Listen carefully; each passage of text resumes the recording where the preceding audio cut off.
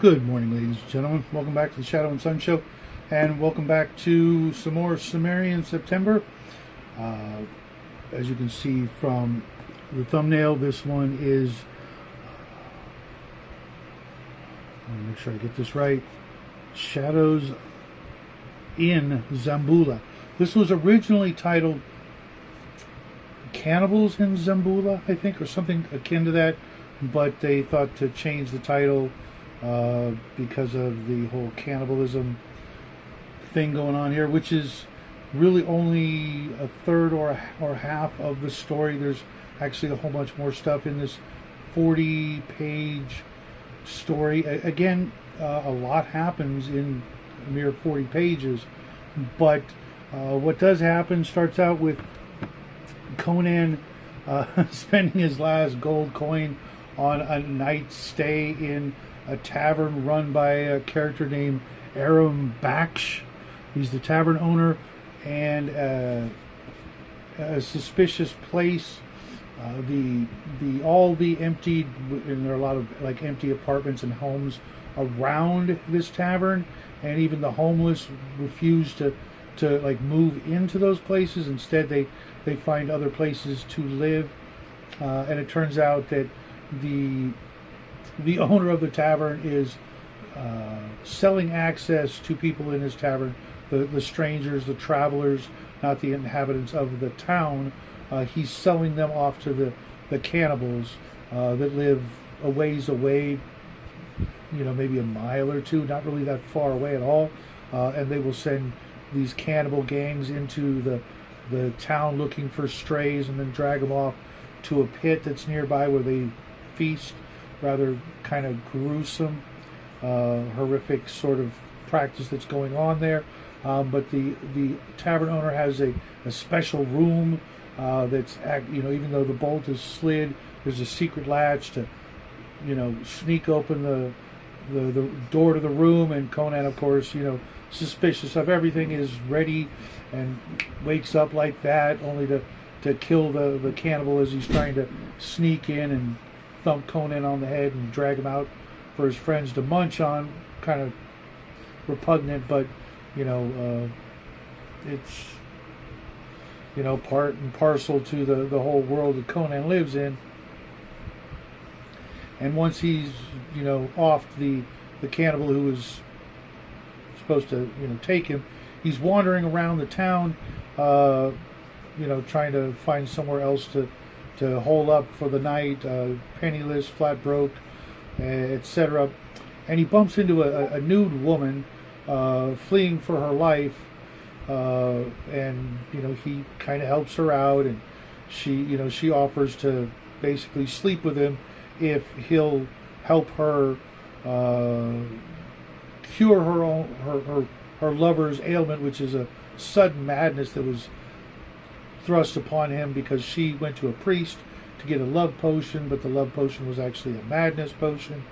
And so he offers to help fix things by going to the priest's temple and slaying the priest, and or getting a cure for the woman's lover, which is all highly suspicious to begin with, because I'm pretty sure she doesn't even bother to get dressed, even though she takes him to her home. They tie up the lover, after subduing him, and she doesn't bother getting dressed. They go off to the temple, which put some clothes on, woman. It's midnight. There still might be people. But they never take the time for that. And they go to the temple, and of course, the two of them are separated. And then Conan has to get into a strangling contest with a man who was born and raised to strangle people, but never come across a Cimmerian. So of course Conan wins because the guy, what was his name? Baal Petor. I don't know. It's Baalpteor. It's like Peter, but spelled backwards, or maybe Robert E. Howard was dyslexic, and that's why his names are all difficult to pronounce. I don't know, but you know, they're trying to do the Londo Mollari and Jakar thing at the end of the series and strangle each other. And of course, Conan, you know, takes care of him. Eventually, they find the priest. The priest has got all kinds of illusion magic and mental mind tricks that he's playing. But Conan eventually, you know, takes care of all that. Gets the cure for the girl to give to her lover, and it turns out things aren't even then. Things aren't quite what they seem. I'm not going to spoil the ending. I'm just going to say that the last page and a half, I think, is a whole lot of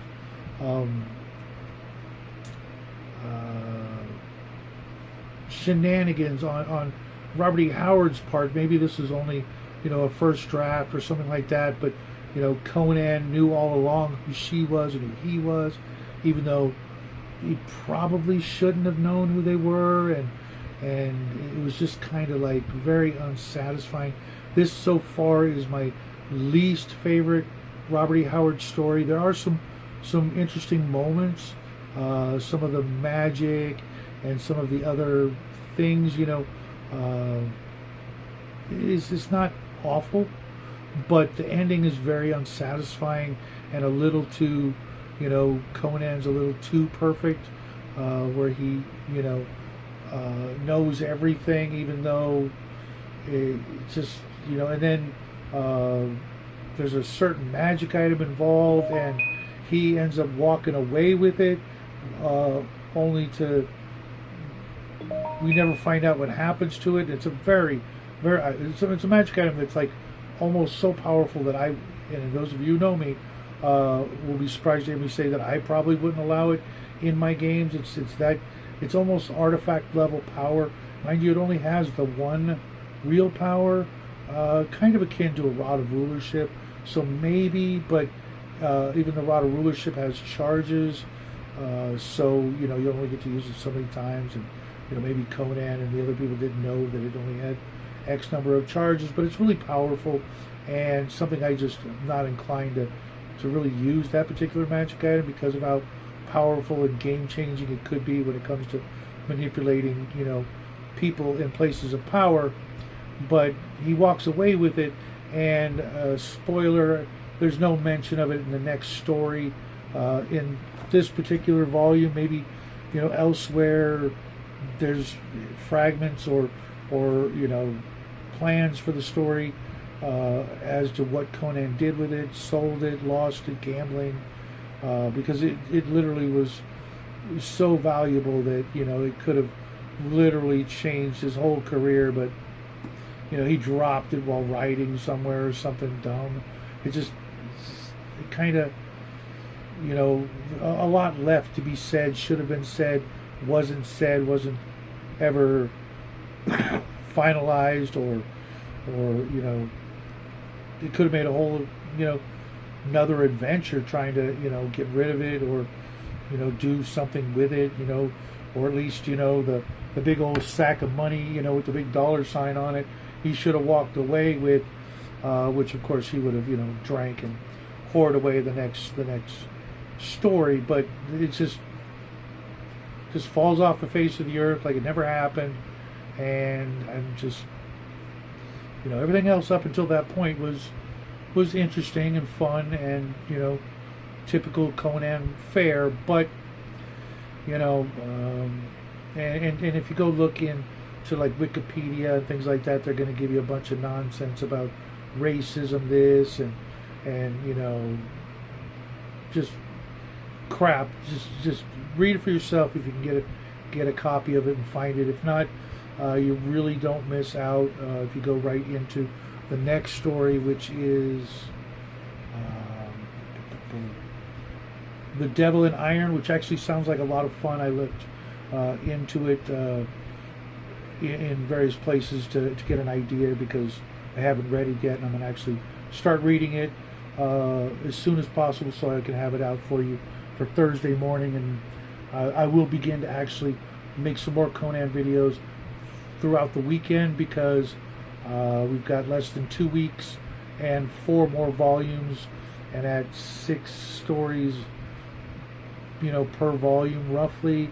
There's no way I'm going to be able to finish these books by the end of Cimmerian September, so maybe I might do more than 1 video a day, but I got a lot of other stuff to do, so I may have to stretch this into October. What do you guys think?